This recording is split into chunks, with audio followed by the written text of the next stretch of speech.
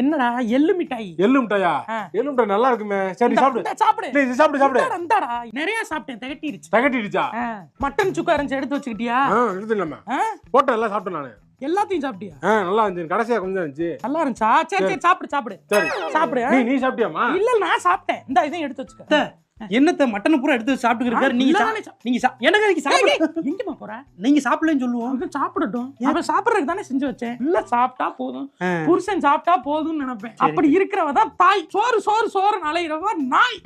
சாப்பாட்டுக்கு பேய் மாதிரி அலைய கூடாது, நாய் மாதிரி அலைய கூடாதுமா. தாய் குணம் இருக்கணும். ஒன்னே சொல்லல.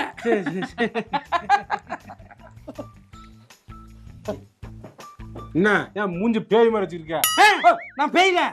உங்க அம்மாவை சொல்லிட்டு போயிட்டாங்க. அடுத்து நீங்களும் வந்து சொல்றீங்க நான் பேய் தான். இந்த வீட்டுல இருந்து பார்க்கப்பட்டேன்ல, நான் பேய் தான். மட்டன் சாப்பிடுறியாடா? வைமா